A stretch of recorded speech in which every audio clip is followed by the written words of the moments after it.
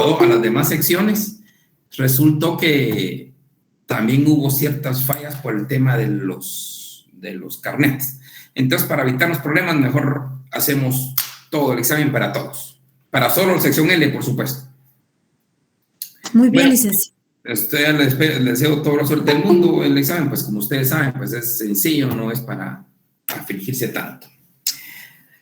Bueno, jovenazos, estamos, como les manifestamos el que es delito, pues ya sabemos que delito es una acción típica, antijurídica y culpable. Eso es delito, acción típica, antijurídica y culpable. Ya vimos lo que es la acción, que la acción, pues ustedes ya lo saben, es una conducta humana voluntaria que se da a través de una acción, un actuar o una simple omisión, y ya sabemos que la omisión pues se da de dos clases, una omisión pura y una omisión impropia. La omisión impropia, pues ya sabemos las consecuencias, que el que omite debe tener la calidad de garante, y el que tiene la calidad de garante pues prácticamente es esa persona como que se hubiese realizado el delito por el hecho de omitir algo que tiene el deber jurídico de evitar. Pero ya sabemos el tema del deber jurídico, el que tiene la posición de garante, y también ya vimos lo relacionado a la relación de causalidad, a que haya un efecto, pues vamos a ver qué conducta es la que realmente es la que produjo ese resultado, y por ende imputarle ese resultado y como consecuencia el delito. Eso es lo que es la acción. Hay dilemas, pero creo que ya la legislación lo dejó zanjado. Hay dilemas en cuanto a la persona jurídica. Si la persona jurídica tiene la capacidad de cometer delitos, pues ya la ley ya lo tiene zanjado, porque anteriormente teníamos ese grave problema doctrinario y grandes debates a ver si una empresa jurídica, una persona jurídica podía cometer delitos. Pues ahora tenemos nosotros ya la ley, especialmente surgió con la ley de lavado de dinero, la ley del terrorismo, crimen organizado, ya surgió por parte de la Convención de Palermo, principio del año 2000, la obligación de legislar en contra de las personas jurídicas, porque las personas jurídicas se consideraba anteriormente que no podían cometer delitos, sino que solo los funcionarios de alto rango dentro de la empresa podían cometer delitos por lo relacionado a la conducta humana voluntaria, humana. Pero ya la Convención de Palermo determinó que en el ámbito del crimen organizado, pues las empresas jurídicas pueden cometer delitos, y ahí es donde ya se provoca una serie de comentarios, discusiones, pero ya está en ley, y aquí nosotros ya en el año 2010, me parece, hubo una reforma al Código Penal donde el artículo 38 prácticamente se reformó, y en el ámbito, porque anteriormente solo decía que la persona, en cuanto a la persona jurídica, pues los gerentes, los administradores eran los encargados y responsables de los hechos cometidos. Hoy día pues ya es la persona jurídica en sí. Hay muchas cosas ahí analizar, que la vamos a ver un poquito más despacio cuando veamos la autoría y participación, porque cuando se lanza la autoría en cuanto a las personas jurídicas y especialmente la responsabilidad, pues no es fácil. Imagínense, nosotros ahorita somos más de 170, estamos inmersos en una sociedad, cada quien ha aportado al capital, por ejemplo, cada uno de ustedes ha aportado 1 millón, por ejemplo, de quetzales, cada uno de ustedes. Y resulta que yo soy el administrador, y con mi función de administrador, pues yo he cometido ciertos hechos delictivos, yo tal vez lavado dinero, yo utilizando la empresa donde ustedes tienen su capital, pero ustedes como socios no van a estar inmiscuidos en la empresa, por eso me confiaron a mí, y ustedes como socios pues están con otros negocios, o están de vacaciones, o están disfrutando las ganancias de su empresa, aparte de su empresa. Entonces, como yo cometí lavado de dinero utilizando la empresa, pues también ustedes van a ser responsables y van a cerrar la empresa donde ustedes son socios y aportadores. Esas son las cositas que sí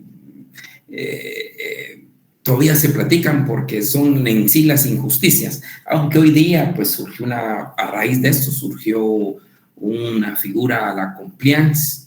La compliance es una forma de evadir ese tipo de situaciones por parte de los empresarios. Es cuando utilizan o incluyen dentro de la esfera de la empresa toda una serie de mecanismos para evitar actos ilegales, para evitar corrupción en sí.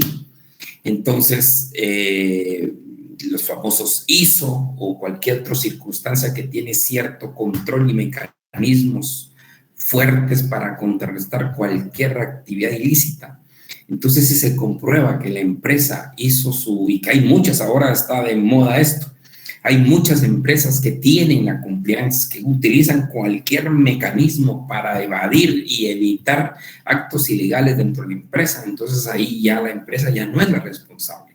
Porque aunque yo soy una persona que ha cometido esos delitos y evadí ese mecanismo, a pesar que la empresa lo tuvo, y ustedes como socios instaron a que se pusieran y que se probaran constantemente esos mecanismos, yo tuve esa capacidad de violentarlos, entonces ahí la empresa ya no sería responsable, sino que solo responsable sería yo.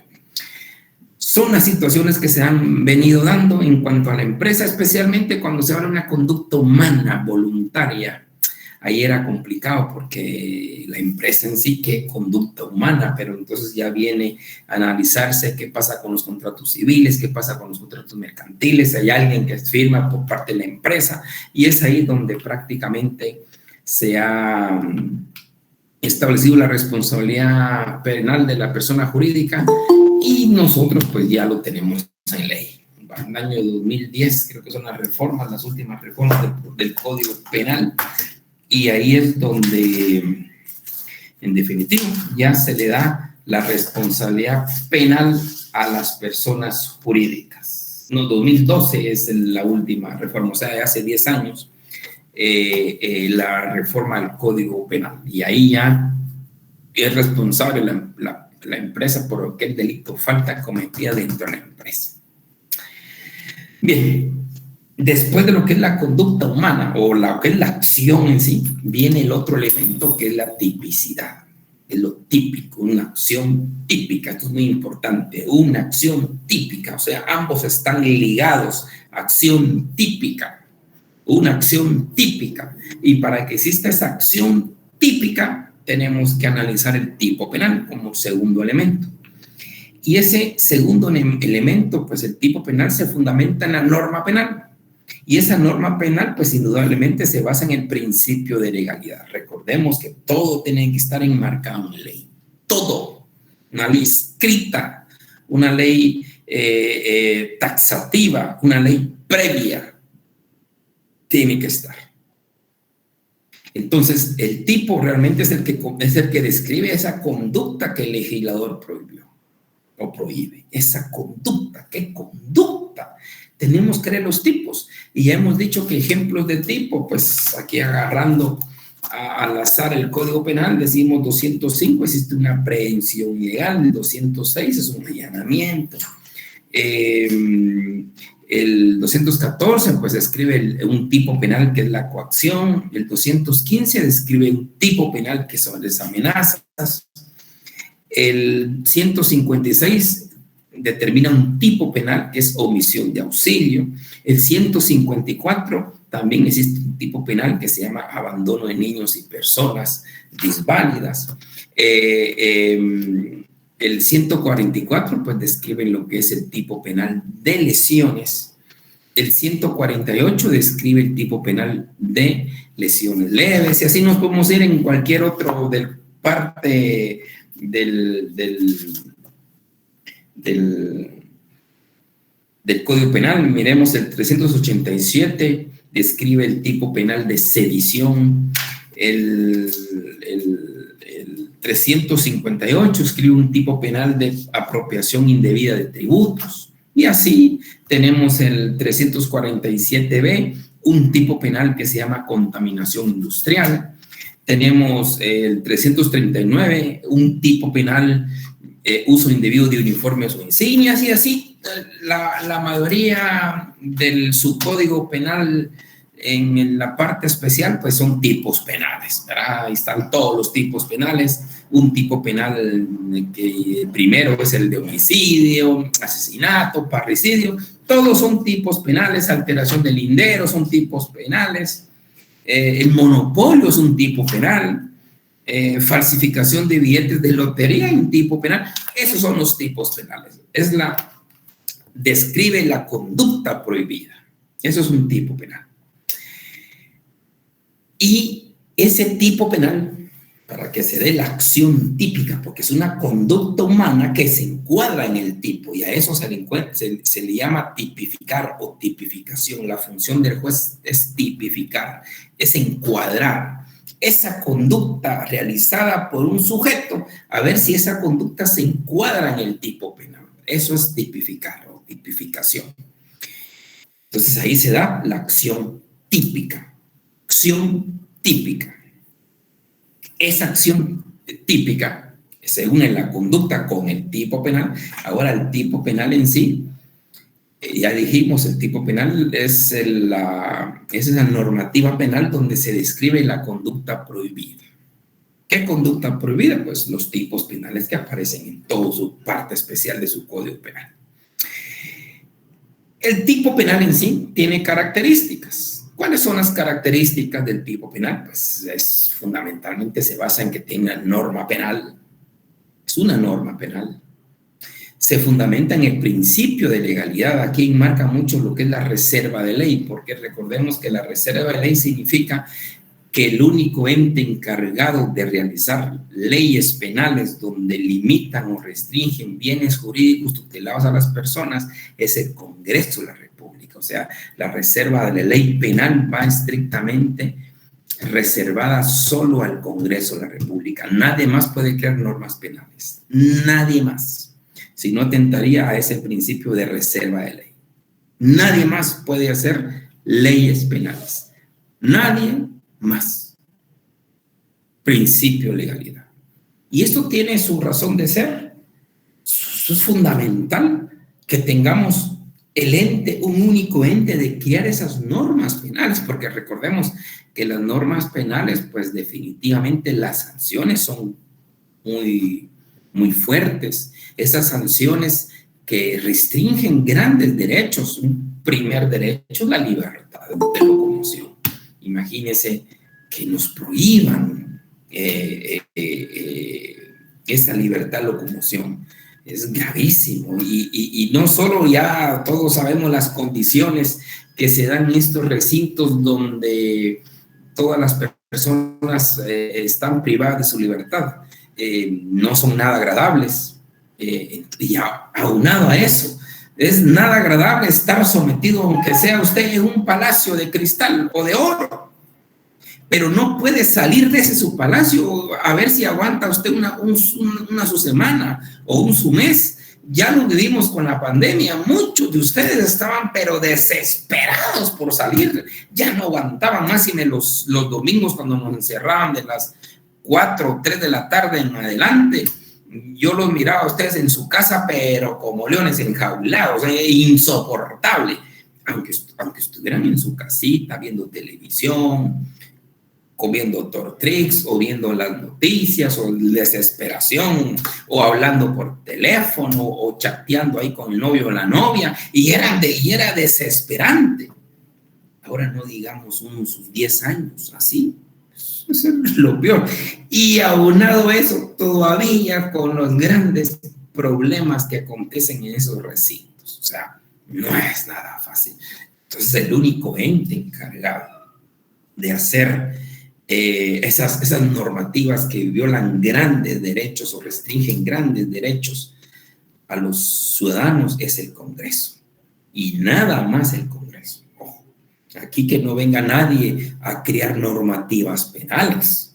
Nadie. solo el Congreso. Eso es el fin primordial de la reserva de ley.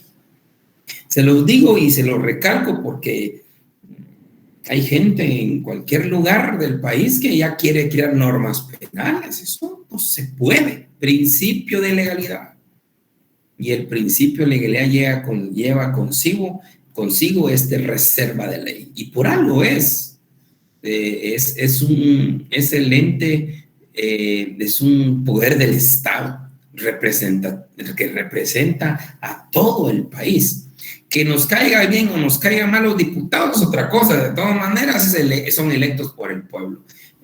Que la forma de elegir es otra cosa, pero mientras nosotros como pueblo no cambiemos la forma de elegir, pues automáticamente vamos a estar eligiendo de esta manera. Entonces, es el representante de nuestro pueblo y el pueblo es el que a la larga, a través de los representantes, crea las normas penales. Únicamente el Congreso de la República.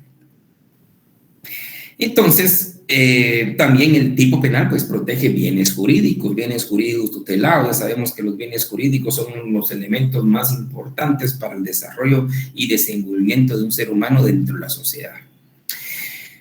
Y algo muy importante del tipo penal, y eso se vio en el principio de legalidad, cuando dijimos que la ley penal es taxativa, o debe ser taxativa, debe ser clara, sin lugar a confusiones.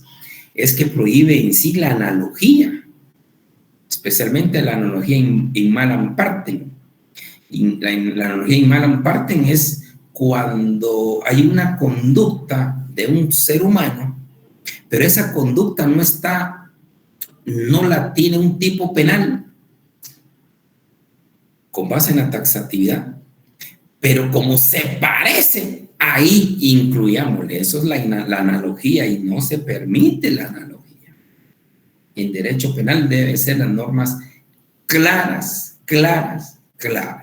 Esto vamos a ver un poquito más adelante con el tipo penal. Y las funciones del tipo penal, pues es una función limitadora, ya que únicamente puede ser sancionada una conducta que aparece en el tipo penal. Únicamente. No se pueden, ahí está relacionado con la analogía. Y es garantizadora porque solo se garantiza a la población que únicamente qué sanciones son las que se van a imponer, solo qué sanciones por tales conductas. Esa es garantía para nosotros. Y eso es importante en la norma penal, volviendo a la norma penal, que se nos garantice que nadie puede crear figuras distintas a lo que aparece en la norma, que no se pueden, que si no se reguló de una determinada manera, pues no nos pueden sancionar. Esa es garantía para nosotros. También el tipo penal se basa a través de una función motivadora, porque ¿a qué motiva? A la disuasión, motiva a que no cometamos esos hechos delictivos o esas conductas que aparecen en la norma. Es una función indiciaria también como función del tipo penal, porque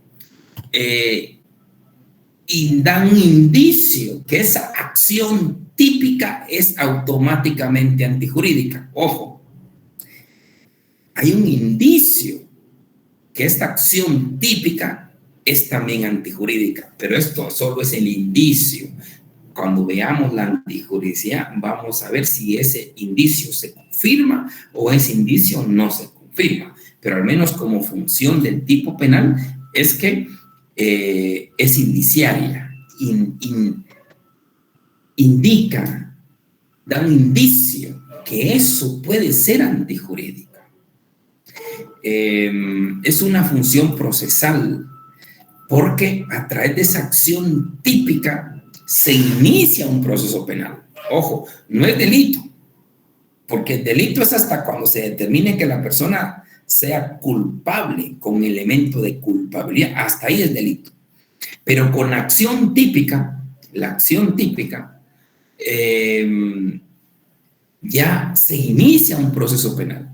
Yo siempre les he dicho, les he recalcado que el derecho penal es el que se aplica hasta de último. de último.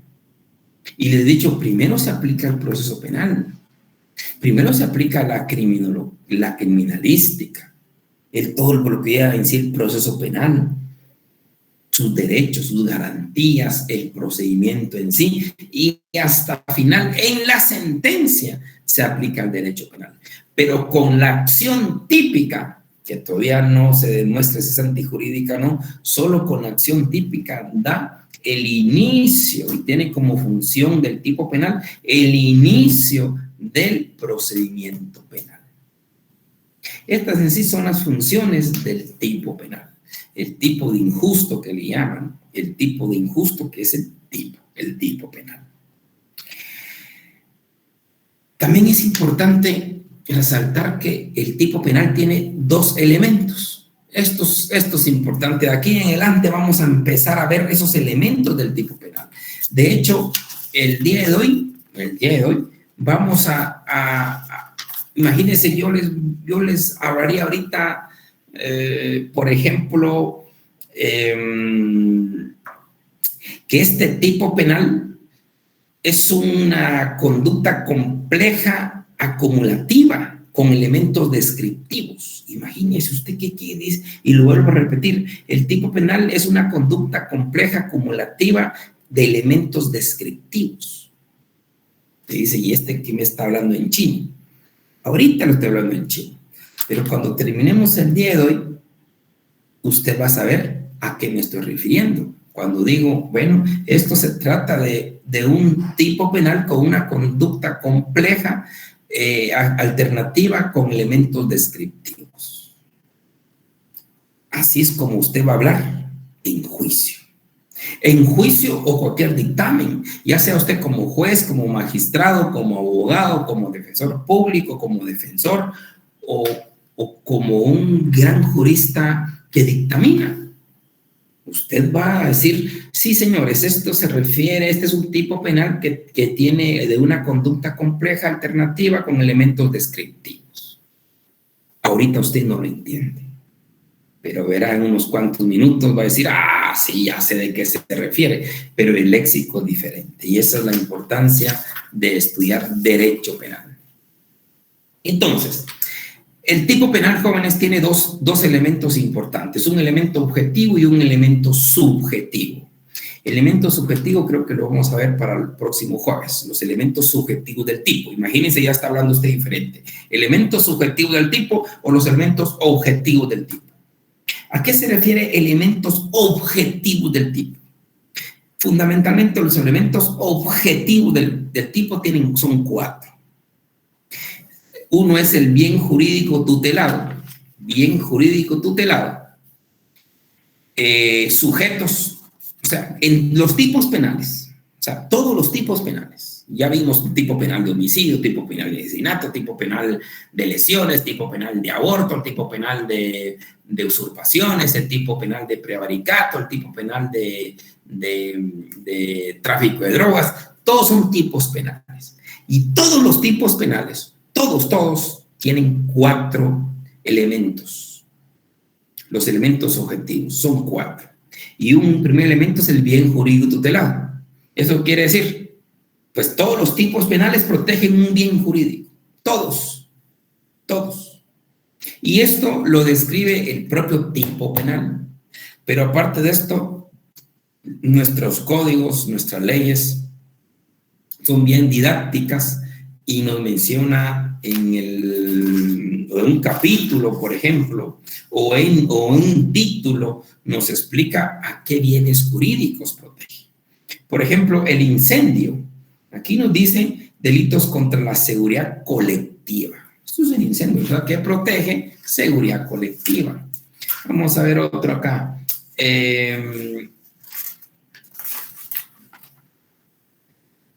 Falsificación de documentos. ¿Qué tipo penal, qué bien jurídico protege? Aquí protege los delitos contra la fe pública y el patrimonio nacional. Este es el bien jurídico protegido, es la fe pública, claro.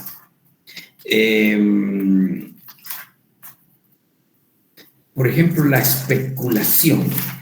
La especulación, ¿qué ¿Qué bien jurídico protege? Pues protege delitos contra la economía nacional. Y así nos vamos. El terrorismo, ¿qué bien jurídico protege? El orden público. El tipo de tráfico de influencias, ¿qué bien jurídico protege? Vamos a ver, este es contra funcionarios, los hechos cometidos por funcionarios públicos, delitos cometidos por funcionarios o empleados públicos. O sea, cada tipo penal, pues en su título, en su capítulo, tiene ahí qué bien jurídico protege. Pero todos los tipos penales siempre protegen un bien jurídico. El tercer elemento son los sujetos. Ahorita hablaré sobre los sujetos. El tercer elemento es la conducta, elementos objetivos del tipo penal. Y el último, el objeto donde recae la acción. Vamos a ver. ¿Cuáles son los elementos? Vamos a ver. El tipo penal tiene dos elementos, un elemento objetivo y un elemento subjetivo. ¿Cuáles son los elementos del objetivo del tipo? Los elementos objetivos del tipo es el bien jurídico tutelado, los sujetos. Tercero, la conducta. Cuarto, el objeto donde recae la acción. Esos son los 4 elementos objetivos que tienen todos los tipos penales. Todos los tipos. El primero, bien jurídico tutelado. Ya miramos pues que esto nos lo da la propia normativa. La propia ley penal nos dice que bien protege. Por ejemplo, la traición propia protege los delitos, protege la seguridad del Estado. Por ejemplo. O sea, cada tipo penal, ese tipo de injusto tiene a la larga un bien jurídico tutelado. También tiene el otro elemento objetivo del tipo, son los sujetos. Los sujetos. ¿Cuáles son los sujetos? Hay un sujeto activo y un sujeto pasivo en el tipo penal. Todos los tipos penales hay un sujeto activo. ¿Quién es el sujeto activo? Pues es el principal del tipo penal, es el que realiza la conducta o es el que realiza la conducta ya sea en sentido de acción u omisión, ¿verdad?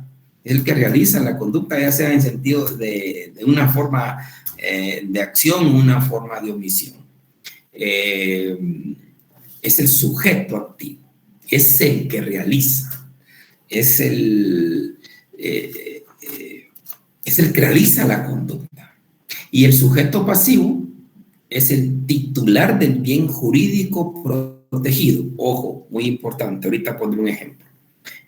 Sujeto activo es el que realiza la acción, ya sea como acción propiamente dicha o omisión, ¿verdad? Ustedes ya saben. Ese es el sujeto activo.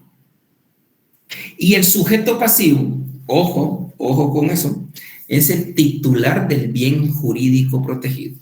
Ojo, es el titular del bien jurídico protegido. ¿Por qué digo ojo con el sujeto pasivo? Recordemos, titular del bien jurídico protegido. Vamos a poner un ejemplo. Usted ahorita está en clase y tiene hambre. Y ahorita están las apps que no sé qué y que llama por teléfono o por su WhatsApp, qué sé yo, y llama a Pollo Campero porque tenía hambre. Ahora está de moda todo esto, entonces llama y a domicilio se lo trae. Se lo entregan a usted, viene el motorista del Pollo Campero, le entrega a usted su pollito y usted le da el dinerito, porque paga en efectivo. Entonces el señor del pollo, y todavía a usted le da sus 5, usted es buena gente, le da 5 quetzales de propina para el motorista. Yo sé que la situación está difícil en Guatemala y en todo el mundo, pero al menos de un poco de conciencia con los muchachos, aunque sea un quetzal, bueno, ahí está. Usted le da 5 quetzales y ya el muchacho motorista se va de regreso al restaurante Pollo Campero. En ese camino que va al restaurante, lo asaltan 2 sujetos. Lo bajan de la moto, le quitan la moto y le quitan el dinero. Perdón. Perdón, jóvenes, qué bueno que no estamos cerca, si no, se me ahuyentan. Bueno. Gracias. Se llevan el dinero. Se llevan la moto y se llevan el dinero. Muchas gracias. Dígame usted quién es el sujeto pasivo. Pero un tema importante. Los ladrones no le quitan la propina que usted finamente les dio. ¿Quién es el sujeto pasivo? El restaurante, porque la moto es del restaurante y lo que le pagaron es propiedad del restaurante. Excelente, doña Melanie, excelente. Por eso dije que el sujeto pasivo es el titular del bien jurídico protegido. Es el titular del bien jurídico protegido. ¿Qué es lo que protege en este caso el hurto y el robo? Especialmente es el patrimonio. ¿Patrimonio de quién? Se llevaron la moto. Se llevaron el dinero de quién. ¿De quién? ¿A quién pertenece la moto? Puedo cambiar. El restaurante. ¿A quién pertenece el dinero que le dieron al muchacho? Al restaurante. Exacto. Entonces, el bien jurídico, el titular del bien jurídico protegido, ¿quién es? El restaurante.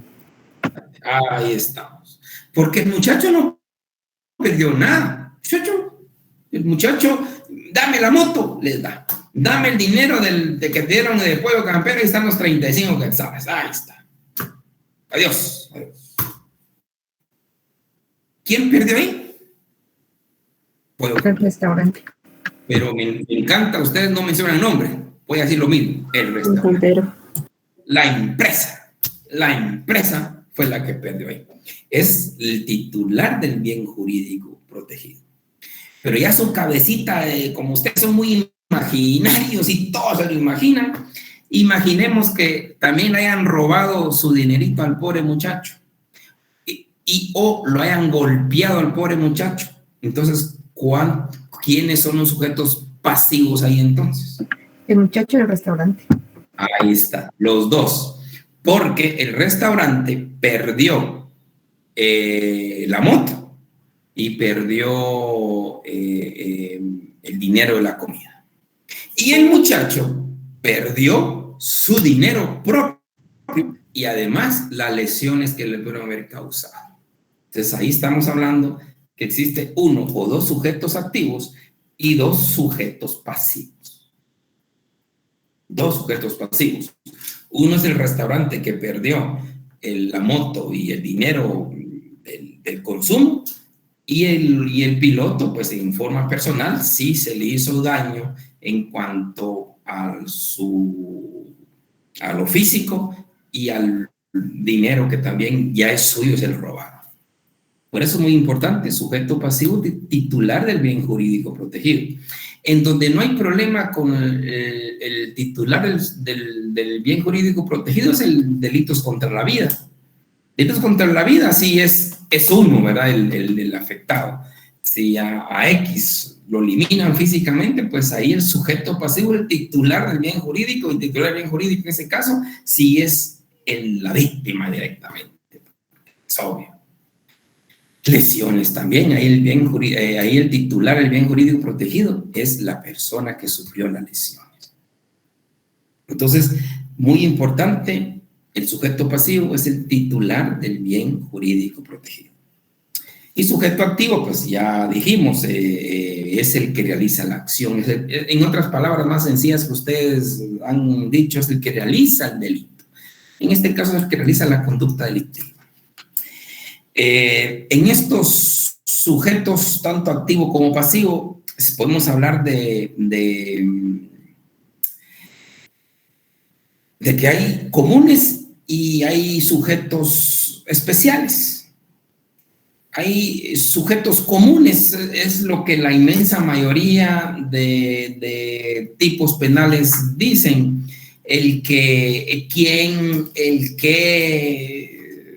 aquí estoy viendo yo, atentado contra el transporte del material electoral, el que por cualquier medio, el que, ese es un sujeto activo común, porque no hay alguien específico. Aquí miramos otro tipo penal, violación a la Constitución, quien ejecutare actos, ahí estamos de un sujeto común.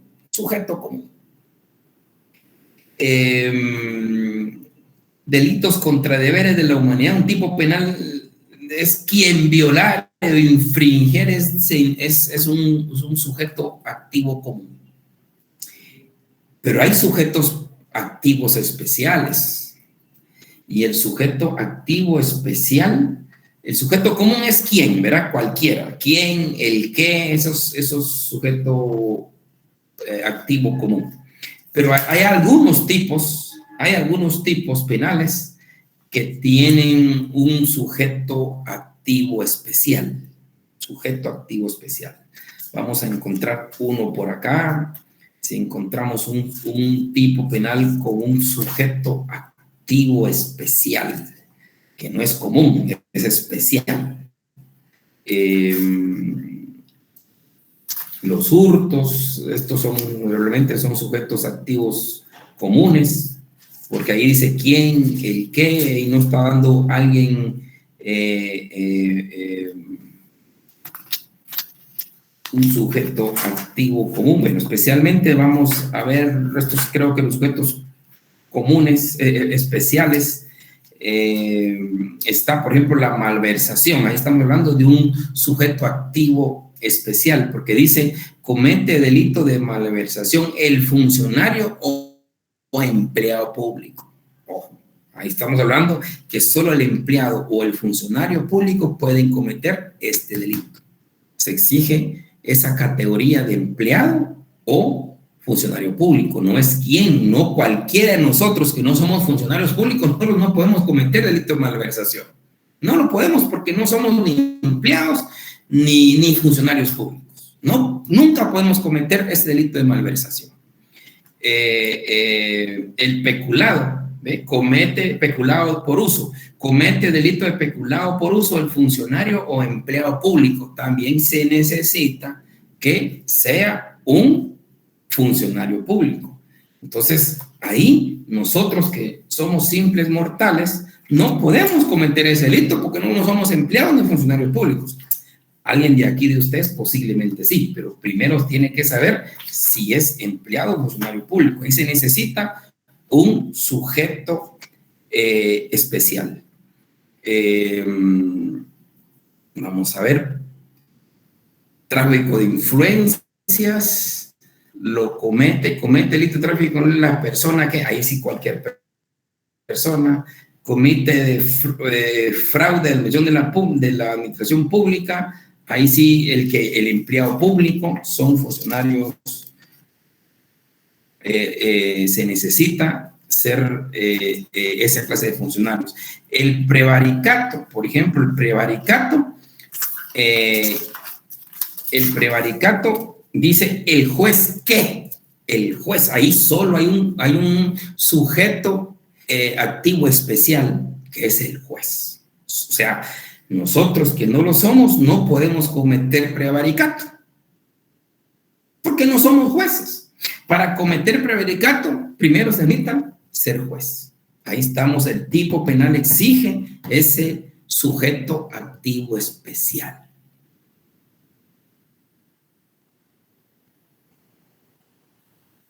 El falso testimonio. ¿Quién comete el delito de falso testimonio? Aquí se necesita también un sujeto activo especial. El sujeto activo especial dice, comete falso testimonio el testigo, el intérprete, traductor o perito. O sea, para que nosotros pudiéramos cometer el tipo penal de falso testimonio, se necesita ser testigo, un perito, un traductor o un intérprete. ¿Ya? Estos son sujetos activos especiales. Pero también hay sujetos pasivos, así como hay comunes, al que le hicieran tal cosa, somos un sujeto pasivo común, a cualquiera, pero hay tipos penales que sí necesitan un sujeto pasivo especial. El ejemplo se da el caso del femicidio, por ejemplo. El sujeto pasivo especial es solo la mujer. Solo la mujer. Sujeto activo especial. Para que le cometan el delito de femicidio, todo lo que es violencia contra la mujer, se necesita un sujeto pasivo especial, y ese es mujer. Así como nosotros los hombres no nos pueden cometer un delito de violencia psicológica, o un delito, el otro famoso de que está en la ley es la violencia económica. Nosotros los hombres no se nos puede cometer ese delito.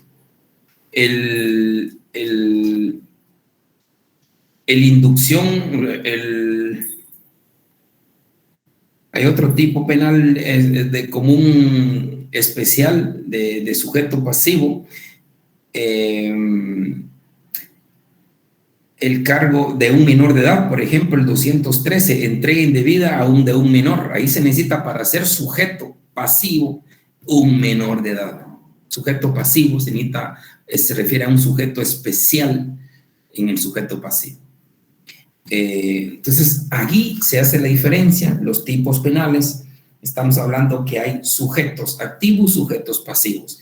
En ambos puede haber necesidad de un sujeto activo común o un sujeto pasivo común, o puede darse un sujeto activo común con un sujeto pasivo especial, o viceversa. O sea, depende del tipo penal, pero lo importante, recordemos, dentro de lo que es el tipo penal, que se basa en el principio de legalidad, que tiene que estar claro, debe ser taxativo el tipo penal, la conducta a prohibir, y especialmente solo quiénes pueden cometer delito y a quiénes le pueden cometer ese delito. Ahí estamos hablando de los sujetos activos y los sujetos pasivos. El otro elemento objetivo del tipo penal es la conducta, como tercer elemento. La conducta, que la conducta pues es en sí la conducta prohibida por el legislador, es el núcleo rector del tipo, es el núcleo. ¿Qué conducta se castiga? Se castiga la conducta de engañar, de distribuir, de violentar, de matar. Esa conducta es la que describe el tipo penal, es el núcleo del tipo penal, porque primero estamos hablando del bien que protege, qué sujetos pueden cometer y después viene la conducta, qué conducta se prohíbe, es esa conducta que se transforma en el núcleo rector del tipo penal. Y por último, el último elemento objetivo del tipo penal es el objeto donde recae la acción. El objeto donde recae la acción, que puede ser en el cuerpo de una persona o la cosa, un objeto, el cuerpo donde recae la acción. Pero me adelanté un poquito con la conducta, la conducta, como dije, es el núcleo rector del tipo. La conducta puede haber una conducta simple o una conducta compleja. Todos los tipos penales, sea una conducta simple o compleja. ¿Cuál es la diferencia? La conducta simple es cuando el tipo refleja una sola conducta necesaria, nada más. Y la conducta compleja es cuando se necesitan dos o más conductas, porque puede haber tipos penales que aparezcan dos o más conductas.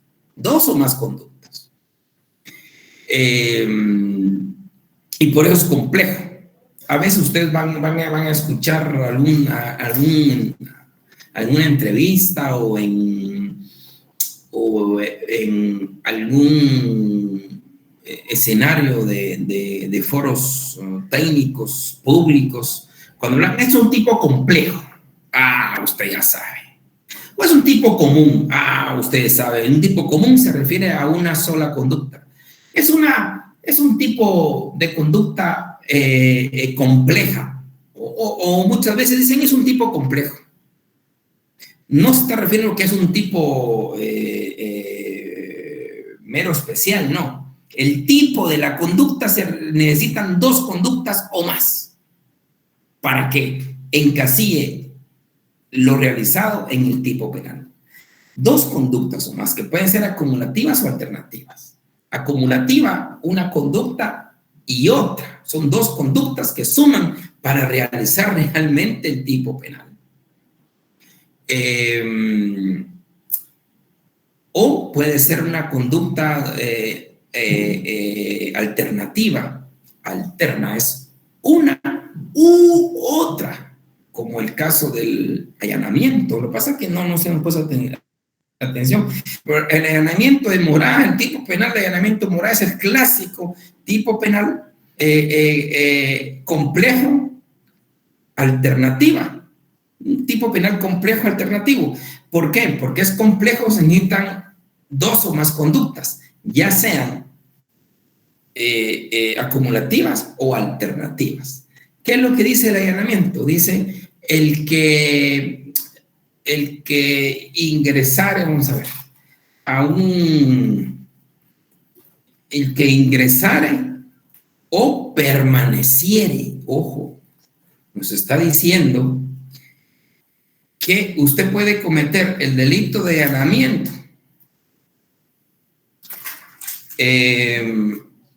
cuando usted lo deje, cuando usted no es bienvenido, no quieren que ni siquiera, no quiere que ni siquiera ingresen, pero usted ingresa. Eso es una forma de cometer allanamiento de morada. O puede ser la otra, por eso es lo alternativo. O puede cometer allanamiento cuando usted lo reciben tranquilamente en una casa, platican con usted y después le dicen, bueno, ya es hora que usted se largue. Y usted dice, no, yo no me largo. Bien, mire, sálgase. No, ya no me salgo y me quedo aquí. Ahí también comete delito de allanamiento. Es una conducta compleja alternativa. Puede ser una u otra. Entonces, las conductas complejas pueden ser acumulativa o alternativa. Acumulativa, por ejemplo, el famoso tipo penal de responsabilidad de conductores. La responsabilidad de conductores, a veces lo encuentro. La responsabilidad de conductores se da cuando usted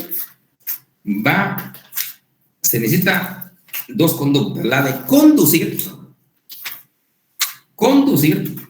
un vehículo y a la vez, o sea, es una conducta de conducir y necesita otra que esté bajo efectos de alcohol. Aquí encontré el allanamiento, miren. El particular, estamos hablando de un sujeto activo común, porque es el particular, que sin autorización o contra la voluntad expresa o tácita al morador clandestinamente o con engaño entrare a morada ajena o en sus dependencias o permaneciera en ellas. 206. O permaneciera en ellas. Esa es la alternativa. Ahora vamos a ver el tema de la responsabilidad de conductores, que es un tipo penal muy común aquí en nuestro país, especialmente los viernes, cuando la gente sale a echarse sus traguitos. Entonces, lo que necesita el tipo penal, aquí está, es el 157. El artículo 157, esto es importante porque es lo que pasa hoy todos los días, dice, será sancionado con multa, ¿Quién condujere? ¿Quién condujere? Ahí estamos hablando, ¿quién es un sujeto activo común, verdad? Común porque no dice algo específico. Común, quien condujere un vehículo automotor en estado de ebriedad. Ojo, hay dos conductas y aquí es una conducta compleja acumulativa.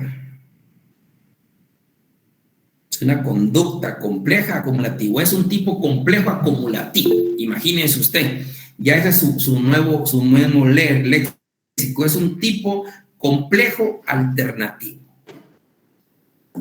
Ya usted se va a poder expresar y todos nosotros lo vamos a poder entender. Sí, don Carlos Pérez, cuénteme.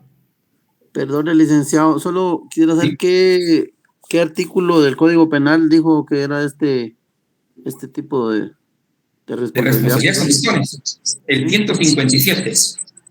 157 y el allanamiento, le voy a decir, hoy solo quíteme el volumen, porfa, su micrófono.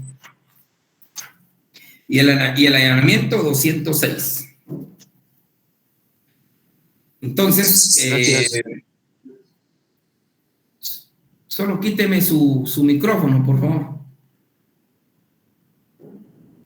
Bueno, entonces, ahí estamos hablando de un tipos complejos, acumulativos o alternativos. Acumulativos porque se necesita dos conductas como este, o alternativos cuando es una u otra conducta. Por ejemplo, el de las drogas.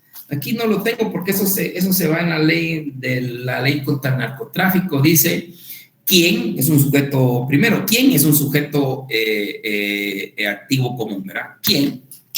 Cualquiera. ¿Quién? Almacenare o distribuyere. Almacenare o distribuyere. Ahí es una conducta compleja alternativa. Es esto o esto.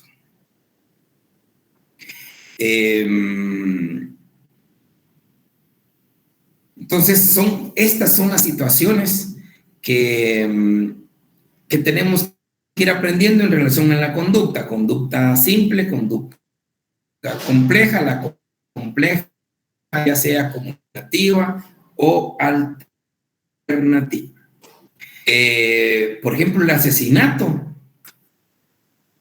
Ustedes miran, el asesinato es una conducta compleja acumulativa, porque el asesinato está en el 132. 132 dice, comete, ahí mire lo bonito. Aquí es una conducta, el asesinato es un tipo complejo. ¿Por qué complejo? Es un tipo complejo que necesita dos conductas, o sea, es un tipo complejo en ese sentido acumulativo. Necesitan dos conductas. Dice, comete, ese 132, comete asesinato quien matare a una persona. Ahí estamos hablando que hay sujeto activo común, sujeto pasivo también es común. Comete asesinato quien matare a una persona con alevosía. Ahí se necesitan dos conductas, matar y también ser alevoso. Esto lo van a ver ustedes con mayor profundidad en la parte especial de su Código Penal, pero déjenme informarles en anticipo que alevosía, ven, ustedes ya lo pueden buscar en Google y toda en forma inmediata encuentran ustedes todo hoy, pero alevosía es cuando alguien comete un hecho asegurando el hecho, no hay forma de que el sujeto pasivo se pueda defender. Eso es alevosía, es un hecho alevoso, es un hecho que asegura que se va a cometer. Por ejemplo, el clásico cuando se difiere o se hace la diferencia entre homicidio simple con asesinato, es cuando alguien, por ejemplo, me da no sé qué pensar, solo pensar que alguien pueda matar a un niño de 1 año, por ejemplo. ¿Qué se va a defender un niño? Eso ya no es homicidio, eso es asesinato, porque es asegurar que va a realizar el delito. O el famoso clásico, el ejemplo que se da siempre, disparar a alguien, a otra persona de espaldas, por ejemplo. Eso es asesinato, porque no hay forma como se defienda. O un secuestrado, pues también ahí es asesinato. Entonces, por la alevosía. Aunque el asesinato 132 encontramos un montón de otras conductas, pero se necesita al menos una de ellas para cometer asesinato. O sea, para asesinato el asesinato, usted ya puede decir, el asesinato, como todos sabemos, es un tipo complejo con característica acumulativa. Así, ¿y por qué? Es complejo porque es un tipo que necesita dos conductas. En este caso, dos conductas acumulativas. Una conducta de matar y la otra conducta cualquiera de las circunstancias que menciona el 132, que puede ser por premeditación, ensañamiento, alevosía, con fines terroristas. Eso es asesinato. Muy bien. El objeto donde recae la acción, como ya dijimos, es donde la acción recae en un cuerpo de una persona, siempre y cuando sea titular bien jurídico tutelado, obviamente que la mayoría de casos, o la cosa o el bien que corresponda, ya sea la moto, el dinero, el documento, pues ahí es el objeto donde recae la acción. El tipo penal tiene elementos descriptivos y elementos normativos. Los elementos descriptivos, cuando se habla de elementos descriptivos del tipo, este tipo penal tiene elementos descriptivos. Con eso lo que nos está diciendo, a todos nos está informando, que ese tipo penal están conductas claramente que describen con total facilidad lo que se está sancionando. El que se necesita un elemento descriptivo es engañar, violentar. Permítame, compañeros, me están llamando de un lugar. Ahorita los atiendo, perdón.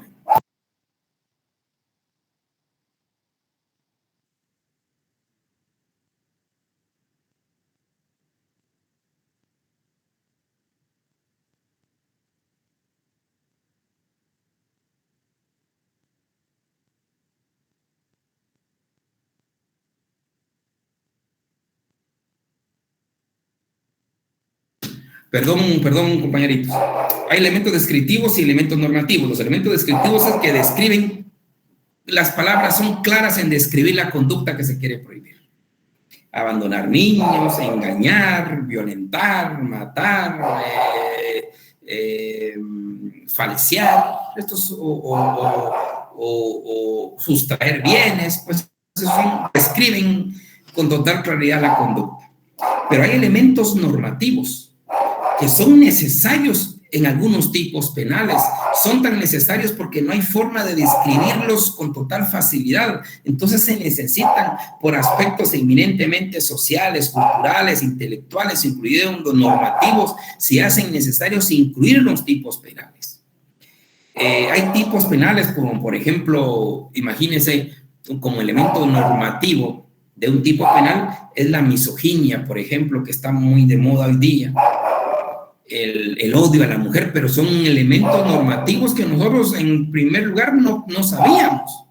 Ahora ya en la norma dice en qué consiste la misoginia o la relación desigual de poder. Son elementos normativos que solo están en las normas para que no se puede describir tan fácilmente. Un aspecto tumultuario, por ejemplo, una conducta tumultuaria, ¿eso qué es? Son elementos normativos que solo en la norma los encontramos, porque no es una forma de describir. O también la preterintencionalidad, pues también es un elemento normativo que no podemos describir más que solo en la norma nos lo dicen, que se hace necesaria esa conducta eminentemente técnica, normativa, científica, que para encuadrar una conducta del tipo penal. Ahí están los elementos descriptivos y normativos del tipo. Y por último tenemos el tiempo y lugar del delito. El tiempo, ¿cuándo se comete el delito? Pues el delito se comete, es un tema importantísimo, el delito se comete en el momento de que se realiza la conducta. Ahí es el momento en el cual se comete el delito, el momento que se hace la conducta. Por eso estamos en la teoría de la actividad. La teoría de la actividad es en el momento donde realizamos la conducta, se comete el delito. Y el lugar del delito, nos basamos en la teoría de la ubicuidad. ¿Dónde se cometió el delito? Hay formas de establecer, ya sea donde se realizó la conducta o donde se produjo el resultado. Esa es la teoría de la ubicuidad. Sí, doña Verónica, cuénteme. Buenas tardes, licenciado. Tengo duda con la forma en que se comete el delito, es decir, el tiempo. El tiempo. El tiempo se basa en la teoría de la actividad, en el momento donde se realiza la acción. Ahí se comete el delito. Vamos viendo el delito de usurpación o usurpación. ¿Cuándo se cometió el delito? En el momento donde yo usurpé, ya sea calidad o usurpé un bien. El momento donde yo me hurté una computadora. Ahí, en ese momento del accionar, ahí cometí yo el delito, el tiempo del delito. Ahora, para determinar el lugar del delito, esto es importante, el lugar, bueno, también el tiempo, obviamente, por el tema de la prescripción. Yo no soy tan familiarizado ustedes con la prescripción, pero la prescripción es que hay un tiempo en la ley donde le permite al Estado perseguir y accionar penalmente, porque no se puede perseguir y accionar penalmente toda la vida. Hay un tiempo. Entonces, por eso es necesario saber cuándo inicia el delito. Y se da en la acción, en la conducta, donde realiza el primer movimiento y comete el delito. Ahí se da el tiempo del delito.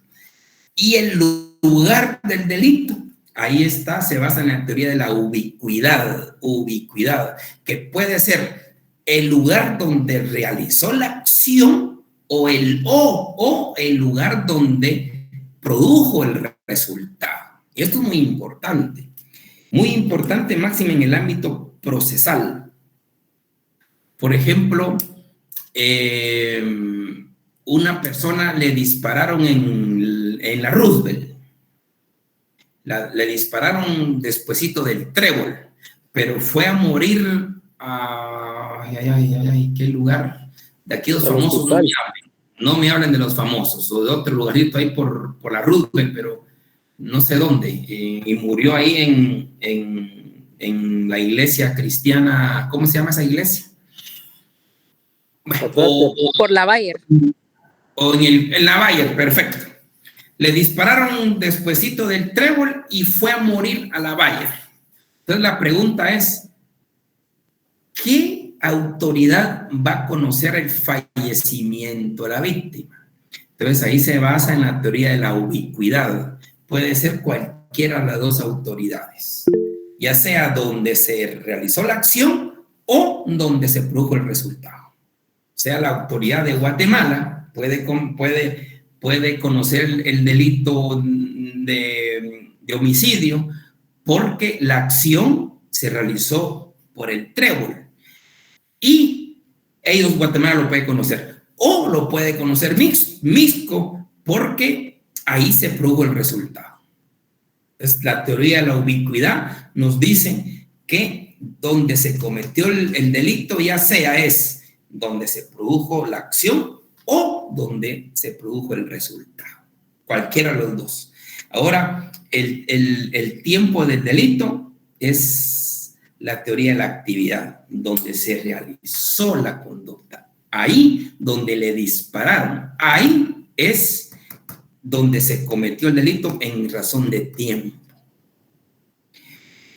Aquí hay un matiz, porque ustedes lo van a ver, lo vamos a ver nosotros en un momento dado, aparecen los tipos penales permanentes. Ojo, hay tipos penales permanentes. ¿Qué significan tipos penales permanentes? Que la acción se seguirá cometiendo constantemente hasta que, especialmente los delitos de desaparición forzada, hasta que aparezca la persona o se conozca su paradero. Imagínense el delito permanente. O sea, el delito permanente puede seguir cometiéndose porque se va permaneciendo en el tiempo la conducta y se va a consumar hasta que aparezca la persona o se den noticias de su paradero. Sí, don Carlos. Don Carlos Pérez, me quería hablar. Perdón, licenciado, se me activó por equivocación. Ok, no se preocupe. Bueno, entonces ahí estamos hablando prácticamente con los elementos objetivos del tipo. Los elementos objetivos del tipo, como ya lo dije, elemento objetivo del tipo, estamos hablando de bien jurídico tutelado, sujeto, sujeto activo, sujeto pasivo. Ya sabemos que hay común, especial, conductas, hay simples, complejas. De esas complejas pueden ser acumulativas o alternativas.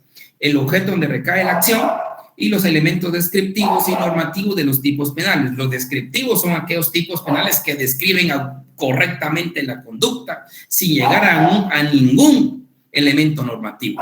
El elemento normativo se hace necesario para describir de mejor manera. Hay unos elementos que por cuestiones científicas, técnicas, de cultura social o jurídica, no se conocen y no es tan descriptivo. Entonces tenemos que utilizar estos aspectos normativos con sus definiciones para lograr entender la conducta que se está prohibiendo.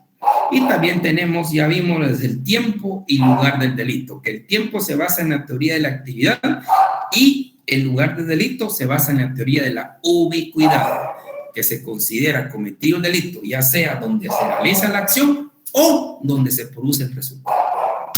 Bien, compañeros, nos miraremos entonces a las 6 de la tarde para su examen y espero que todo salga bien y ojalá que esta vez, por favor, ojalá, ruego al sistema, que no nos afecte. Aunque hicimos algo muy importante, de hecho yo lo consulté en coordinación porque creo que el fallo se debe a este tema de tener un número ahí de la propia facultad. Hoy nosotros hicimos un propio para que nos evitemos esos problemas. Bueno, jovenazos, se cuidan, buenas tardes, nos miramos a las 6 de la tarde. Se cuidan un montón. Buenas tardes. Se cuidan. Buenas tardes.